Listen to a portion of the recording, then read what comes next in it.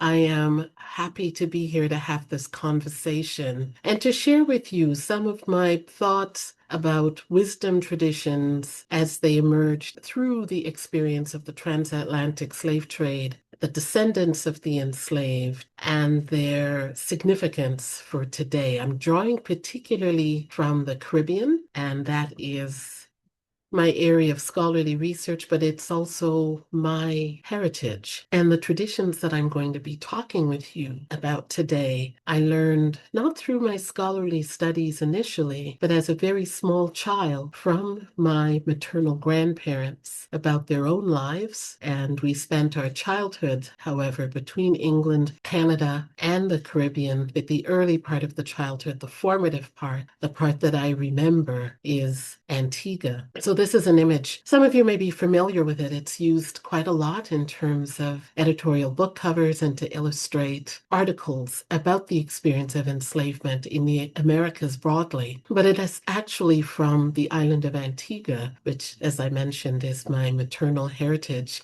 It was drawn by William Clark, who was an English overseer on the island of Antigua at one of the sugar estates, and it's one of a series of 10 drawings about cutting cane. I include it here because I think that the context of stories and storytelling, and here I'm talking particularly about stories about life and how to navigate difficult passages, stories of resilience, are shaped by the context in which they are formed. Here I'm speaking particularly about the Anansi storytelling tradition. So Anansi as the trickster, the spider god of the Akan people brought across the Atlantic, where in the Caribbean context and the harsh reality of enslavement, processes of racialization, and hierarchies of race, Anansi becomes a negotiator of difficult life circumstances. This is the basis of that circumstance. 12.5 million Africans transported over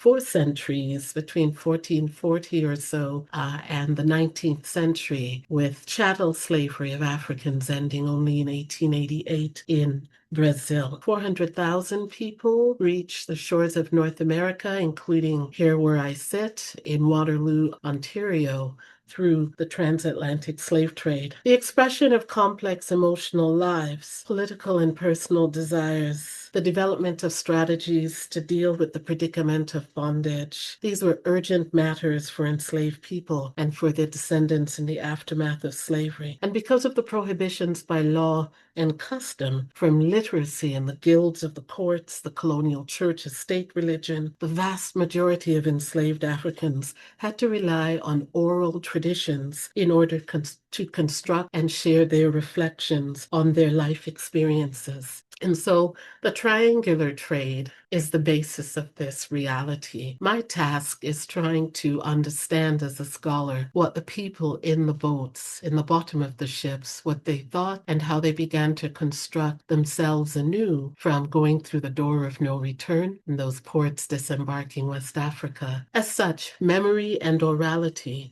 in all of its voiced expressions, including the somatic, the embodiment of dance, drumming, became the vehicles through which solutions, perspectives on life, philosophical reflections on the nature of existence, and strategies for freedom were expressed. To understand then the significance of oral traditions, to understand that both the form and function, in other words, it is both the song and the melody and the lyric, as well as the singer, that is significant. It's the speaker who is also significant in what the speaker brings, and their utterance that's as significant as what they're actually saying. You cannot have one without the other, although some of our popular cultural expressions often deliver to us parts of stories without their whole context.